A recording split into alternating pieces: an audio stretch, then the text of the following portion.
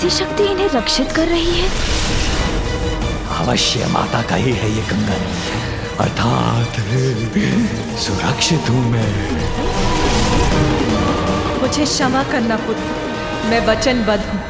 निरंतर प्रहार करना पड़ा तो करूंगा, किंतु दंडित अवश्य करूंगा इस दुष्ट को। दंड।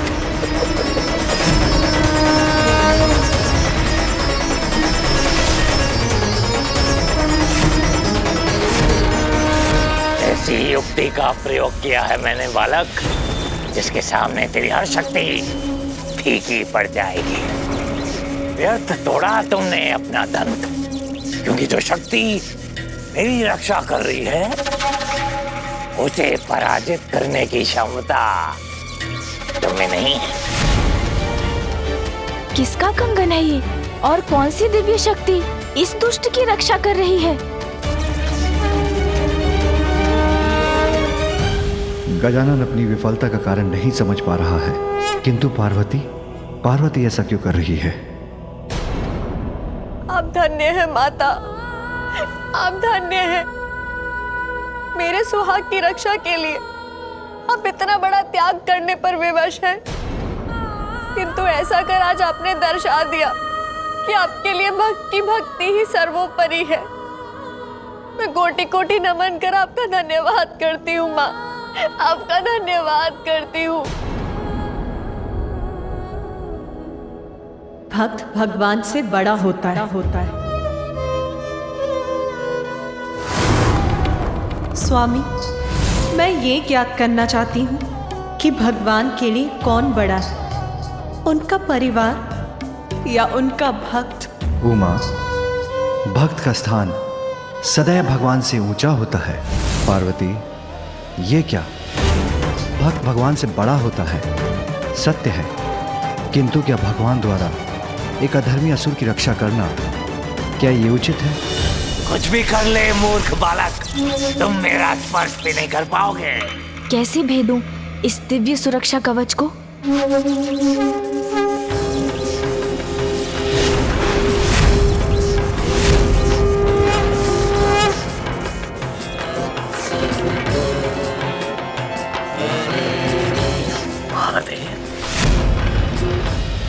प्रणाम पिताश्री। पिताश्री, कोई त्रुटि है क्या मेरे प्रयत्न में, जिसके कारण बार बार असफल हो रहा हूँ?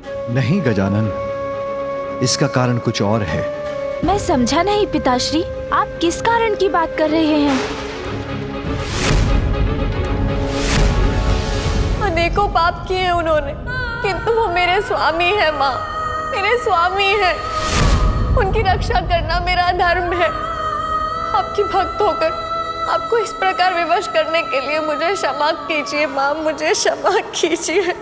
पतिव्रता होना तो स्त्री का गुण होता है, दोष नहीं सुवेनी। धन्य है तुम्हारे पतिव्रता का भाव, जिसके कारण तुमने अपने पति की सुरक्षा को ही सर्वोपरि रखा। उसका ही वरदान मांगा मुझसे।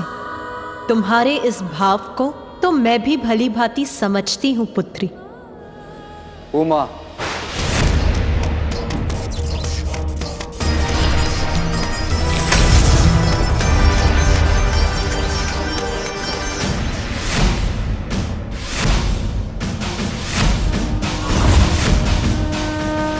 माँ,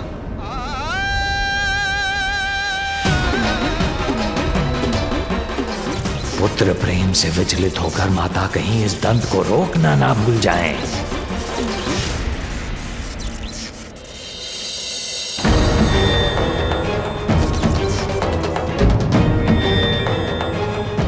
हम महादेव ही इस विकट परिस्थिति को सुलझाएंगे, किंतु यदि वो भी माता को समझाने में असफल हुए तो बहुत बड़ा अनर्थ हो जाएगा।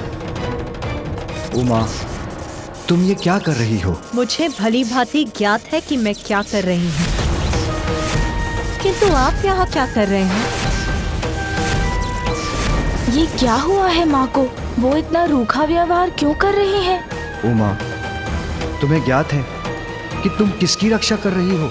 भक्त की भक्ति का सम्मान और उसके सुहाग की रक्षा कर रही हूँ मैं। किंतु ये दुष्ट तो तुम्हारा भक्त नहीं है उमा। है स्वामी, ये मेरा भक्त नहीं है। तो क्या इसीलिए मैं इसकी पत्नी, अपनी भक्त सुवेनी को दिया अपना वचन असत्य हो जाने दूं? विवाह के उपरांत यदि मेरे सुहाग पर कोई भी संकट छाए तो आप उनकी रक्षा करें। तथास्तु। तो क्या भक्त को वरदान देने से पूर्व मुझे ये भी ज्ञात करना होगा स्वामी कि उसके पति, पत्नी और संबंधी मेरे भक्त हैं कि नहीं? उमा, दीपक की ज्योति का धर्म है उजियारे का साथ देना, अंधियारे को मिटाना। इसी प्रकार हमारा धर्म है बुराई के अंधकार को इस जगत से दूर करना, अच्छाई का साथ देकर संसार में अच्छाई के प्रकाश को बढ़ावा देना। हमारा पुत्र भी वही कर रहा है और तुम उसके इस कार्य में बाधा डाल रही हो। भक्त की भक्ति सर्वोपरि है, बुराई और अच्छाई के भेद से परे है। यदि भक्त बुराई में लिप्त है तो उसे अपनी संतान के समान सुपथ पे लाना हमारा कर्तव्य है। क्यों स्वामी, क्या हमारे भक्त को सुधरने का एक अवसर भी प्राप्त नहीं होना चाहिए? अनेकों पाप करने के पश्चात भी अपने किए पर कोई गिलानी नहीं सधर्मी पापी को। इसे अभी नहीं रोका गया तो ये अपने उपद्रव से संपूर्ण जगत को संकट में डाल देगा। इसलिए इसको अवसर देना अधर्म है उमा। संसार की रक्षा के हमारे कर्तव्य के विरुद्ध है। हृदय पर आघात लेकर अपने कर्तव्य पर सदैव अडिग रही हूं मैं। इसीलिए कर्तव्य बोध करवाकर और अकारण अधर्म का दोष लगाकर आप मेरा अपमान मत कीजिए स्वामी। सर्वथा अनुचित है ये। पार्वती तो कुछ समझने के लिए तैयार ही नहीं है। इस दुष्ट पापी की रक्षा कर रही हूं मैं, क्योंकि भक्त तो भगवान से बड़ा होता है। उचित है ना स्वामी? पुनः पूछती हूं मैं, उत्तर दीजिए मुझे। भगवान बड़ा होता है या भक्त?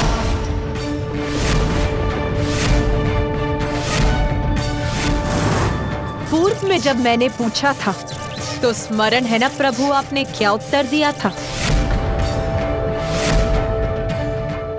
स्वामी, मैं ये ज्ञात करना चाहती हूँ कि भगवान के लिए कौन बड़ा है, उनका परिवार या उनका भक्त? उमा, भक्त का स्थान सदैव भगवान से ऊंचा होता है।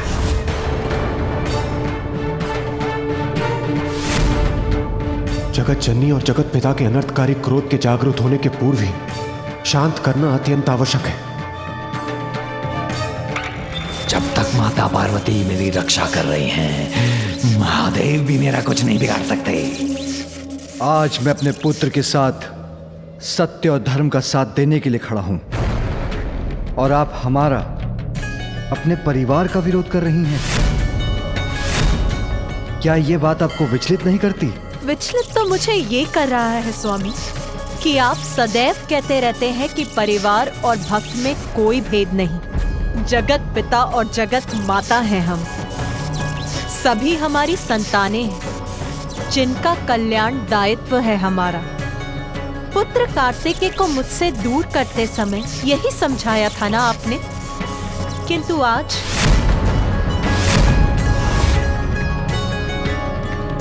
क्या आज अपने परिवार के नाम पर अपने भक्त के प्रति दायित्व को भूल जाऊं मैं? परिवार नहीं पार्वती, धर्म की रक्षा करने का हमारा कर्तव्य ही सर्वोपरि है हमारे लिए। इसलिए इस असुर का बचाव कर अधर्म का साथ दे रही हो तुम, जो किसी भी दृष्टि से उचित नहीं। अनुचित है, अधर्म है। तो क्या अनेकों बार जो आपने असुरों को वरदान दिया वो भी अधर्म ही था? घोर तप किया था उन असुरों ने, तब विवश होकर ही मैंने उनको वरदान दिए थे। तो फिर जो मैं कर रही हूँ वो भी अनुचित कैसे हो सकता है स्वामी?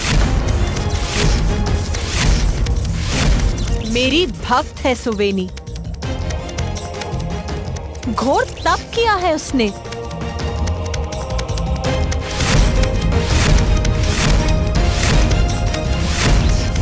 इसीलिए मैं भी विवश हूँ। ओह, तो इसलिए माँ इस असुर की रक्षा कर रही है। उमा, भिन्न परिस्थितियों की तुलना कर तुम बहुत बड़ी भूल कर रही हो। मेरा कहा मान लो, लौटा लो अपना कंगन। ये आपका निवेदन है या आदेश है प्रभु?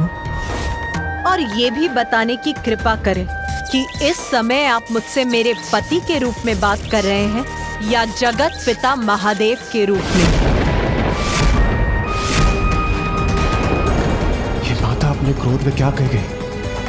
अब महादेव क्या करेंगे? महेश्वरी, अपना कंगन लौटा लीजिए।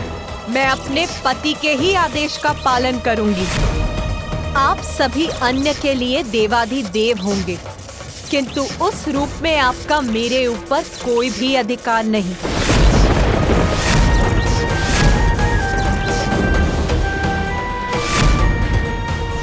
आपकी आज्ञा नहीं सुनूंगी मैं। आपकी आज्ञा नहीं सुनूंगी मैं। आपकी आज्ञा नहीं सुनूंगी मैं।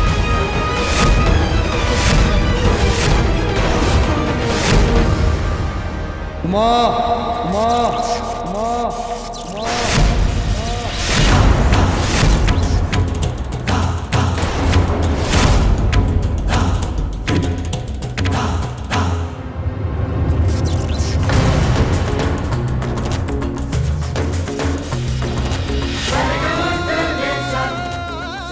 माँ तो पिताश्री की सभी बातें अस्वीकार कर रही है।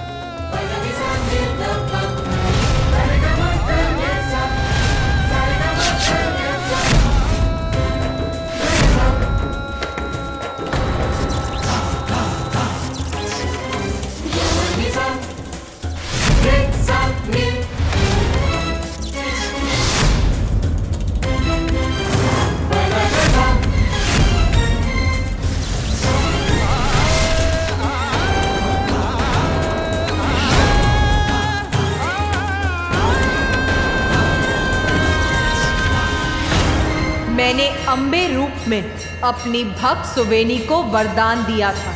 अपने अम्बे रूप में ही मैं अपने वचन की रक्षा भी करूंगी। मैं आपको चेतावनी देती हूँ, मुझे चुनौती देने का दुस्साहस मत कीजिएगा। ये कैसा अनर्थ होने जा रहा है? उत्तम, अति उत्तम। इनके आपस का मनमुटाव मेरी सुरक्षा सुनिश्चित करेगा।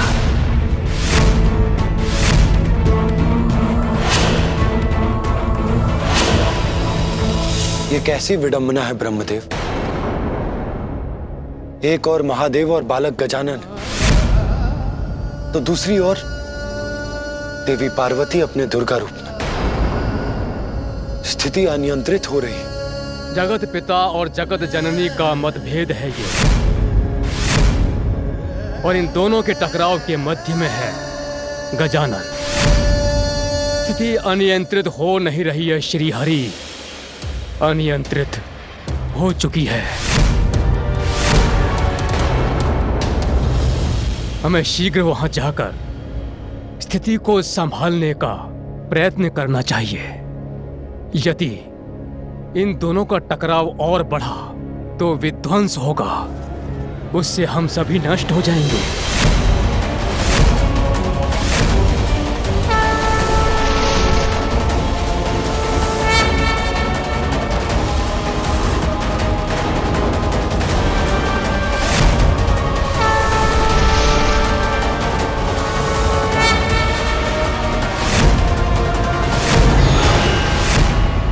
यदि मैंने अपना कंगन लौटा लिया तो गजानन का दंत उस सुरक्षा कवच को भेद कर मूषिकासुर का वध कर देगा और ये मैं कदापि होने नहीं दूंगी। इन्होंने तो और भी विराट रूप धारण कर लिया है और स्थिति भी अनियंत्रित होती प्रतीत हो रही है। ये कैसा हठ है महेश्वरी? गजानन हमारा पुत्र है, तुम्हारा पुत्र है, और आज तुम उसके विरुद्ध जाकर एक असुर की रक्षा कर रही हो।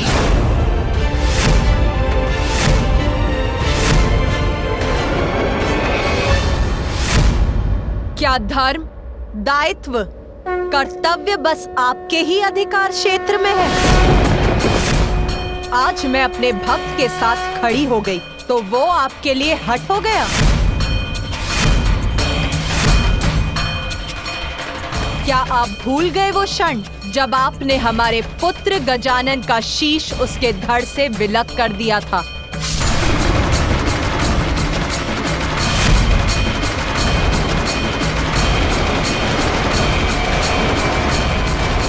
तब मैं भी कह सकती थी कि आप इतना हठ क्यों करते हैं महादेव।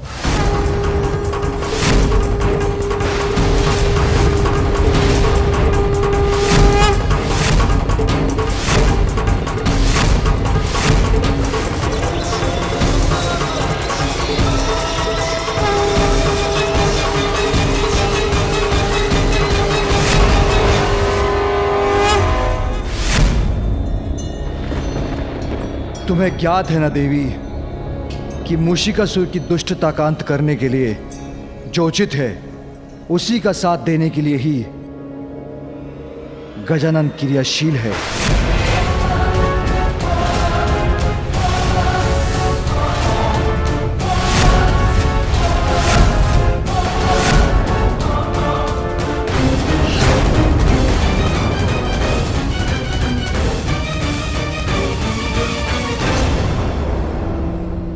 देवी पार्वती, शांत हो जाइए। कृपया अपने क्रोध को शांत कीजिए।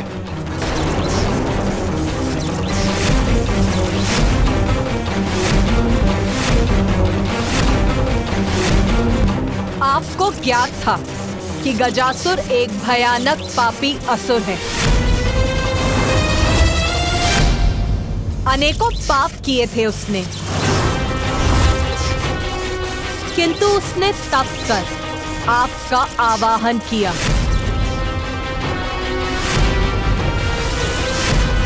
आपको अपने उदर में समाने के लिए कहा। कहो, क्या वरदान चाहिए? आप चाहिए भोलेनाथ मेरे उदर में सदा के लिए।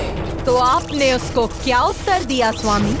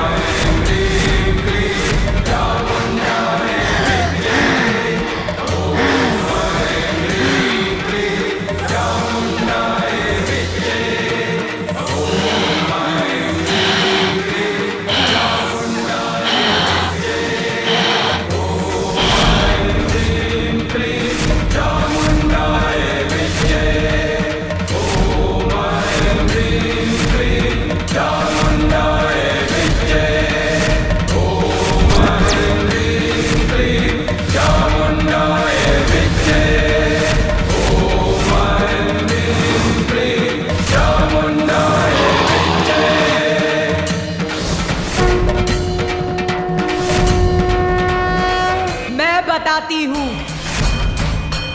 तब कहा था आपने, तथास्तु तथास्तु।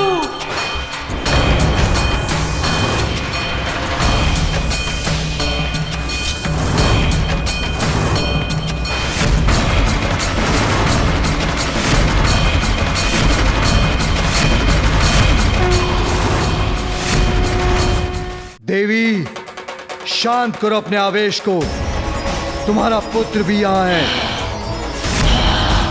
क्या तुम चाहती हो कि वो ये देखे कि उसकी मां उसके सन्मार्ग को चुनने के कारण इतनी आवेशित हो रही है? मैंने अपने पुत्र को ऐसे संस्कार दिए हैं कि वो उचित और अनुचित, धर्म अधर्म का भेद भली भांति समझ सके। वचन का महत्व समझने में सक्षम बनाया है उसे मैंने। मैं पुनः कह रहा हूं देवी, जो तुम कर रही हो वो अनुचित है। विवश कर रही हो तुम मुझे।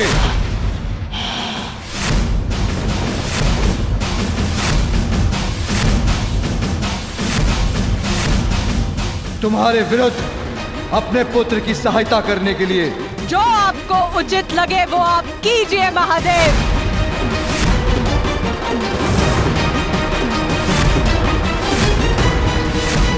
किंतु इतना जान लीजिए, मूषिकासुर की ओर बढ़ने का जो भी प्रयत्न करेगा तो उसे सर्वप्रथम मुझसे टकराना पड़ेगा।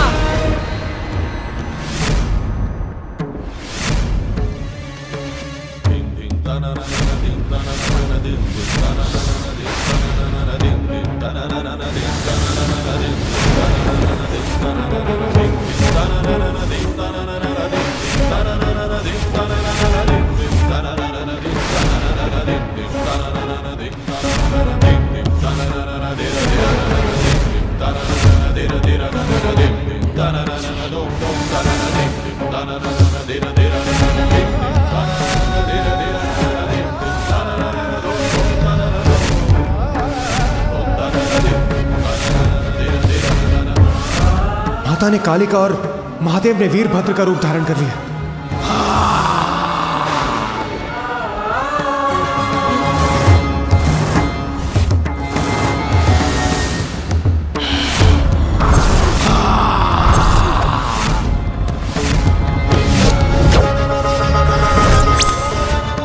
जिसका भय था वही हो रहा है। महादेव और देवी पार्वती दोनों अपने विकराल रूप में हैं। उनके मध्य संघर्ष हुआ तो सृष्टि छिन्न भिन्न हो जाएगी, कोई शेष नहीं रहेगा।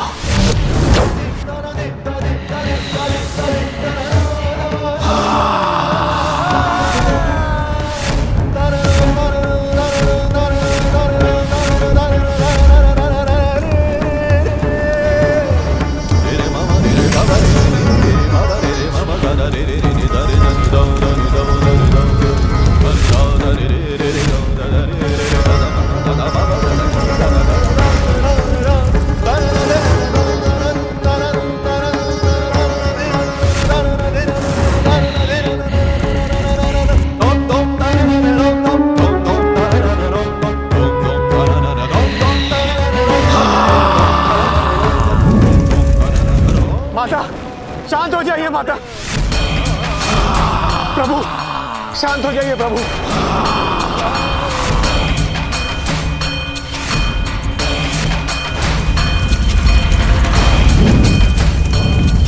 ये जो भी हो रहा है अनुचित है। माँ और पिताश्री में युद्ध नहीं होने दूंगा मैं। माँ, पिताश्री, आप दोनों मेरे कारण युद्ध मत कीजिए।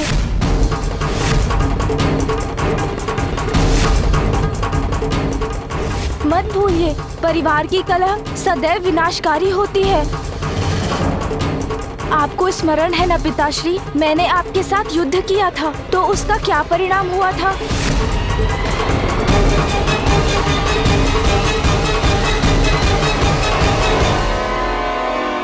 एक समस्या है हमारे समक्ष, जिसका समाधान मिलकर बातचीत कर ढूंढना चाहिए हमें। आपसी टकराव का तो एक ही परिणाम है, परिवार का विनाश। आप दोनों का ये युद्ध मेरे कारण हो रहा है ना, तो माँ, पिताश्री, लीजिए, मैं अपना दंत लौटा लेता हूँ।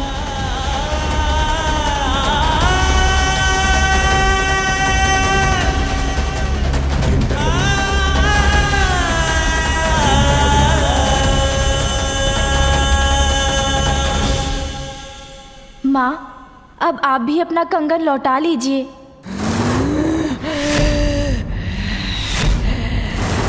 नहीं माते नहीं, मैं पुनः असुरक्षित हो जाऊंगा माते नहीं।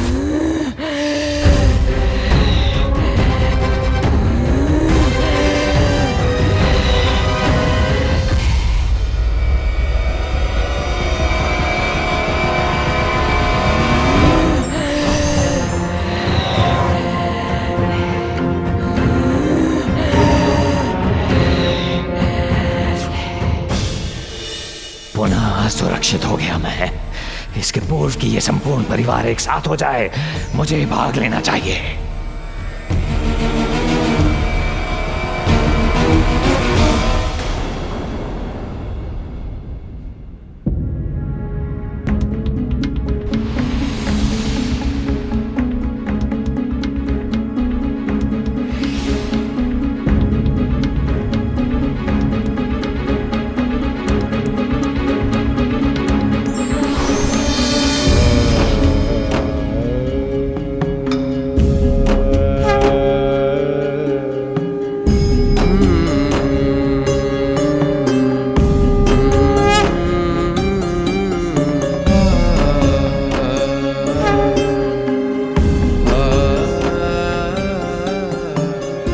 व्यर्थ युद्ध करने जा रहे थे आप दोनों, क्योंकि जिस मूषिकासुर के कारण ये सब हो रहा है उसकी वास्तविकता भूल रहे हैं आप। मूषिकासुर पूर्व में क्रोंच नामक गंधर्व था। विलंब होने के कारण क्रोंच तीव्र गति से अपने निवास की ओर जा रहा था। बहुत विलंब हो गया मुझे। इंद्रदेव की सभा से शीघ्र निकलना था मुझे।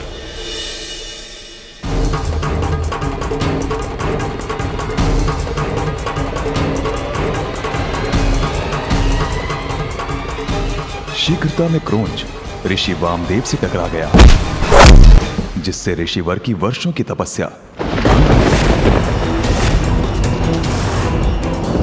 ऋषिवर बहुत क्रोधित हुए और उन्होंने क्रोंच को असुर बनने का शाप दे दिया। मैं तुम्हें श्राप देता हूं कि तुम असुर बन जाओगे।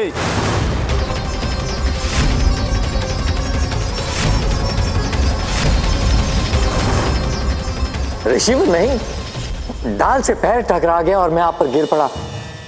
आपकी तपस्या भंग करने की मेरी कोई मंशा नहीं थी ऋषिवर।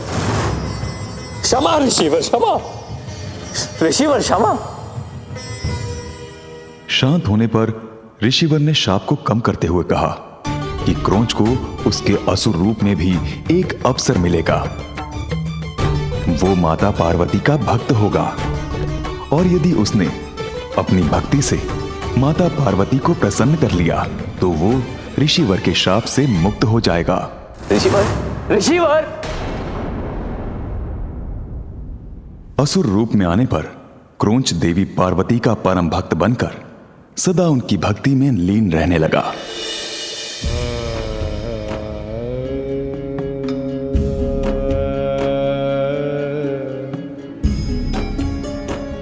जिससे माता पार्वती ने प्रसन्न होकर उसे दर्शन दिए।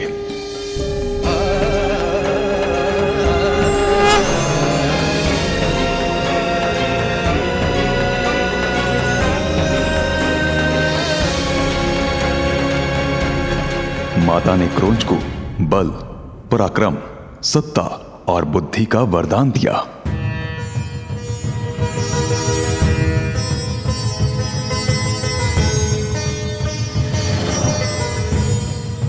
उसी समय क्रोंच की दृष्टि माता के हाथ में स्थित अमृत की कटोरी पर पड़ी,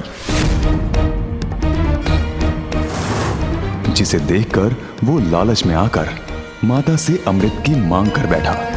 किंतु माता ने उससे कहा कि अमृत मात्र योग्यता के आधार पर ही प्राप्त होता है और अभी क्रोंच अमृत पाने के योग्य नहीं बना था।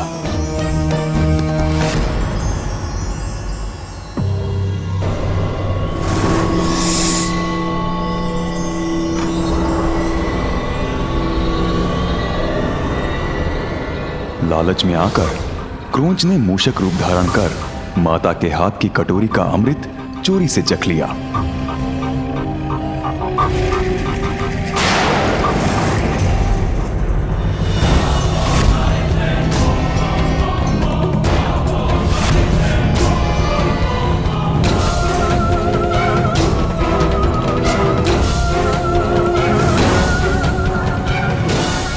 माता ने क्रोधवश उस असुर को ऋषि वामदेव के शाप से मुक्त करने के स्थान पर और बड़ा शाप दे दिया।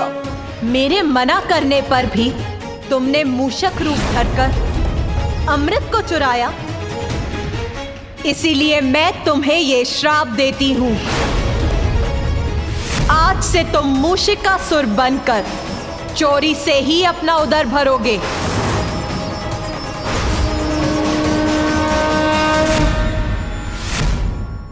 माते क्षमा, माते क्षमा, माते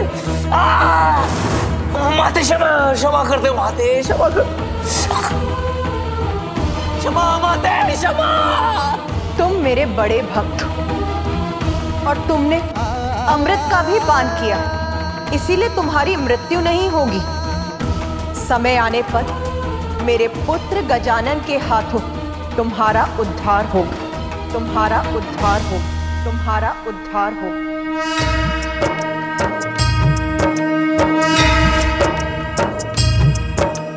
या देवी सर्वभूतेषु शक्तिरूपेण संस्थिता नमस्तस्यै नमस्तस्यै। क्रोध विनाश का कारण बनता है। सृष्टि की रक्षा के लिए आपका शांत होना आवश्यक है। समस्या का हल क्रोध करने से नहीं, विचार करने से होगा और इस समस्या का हल केवल गजानन के पास है। नमस्तस्यै नमस्तस्यै।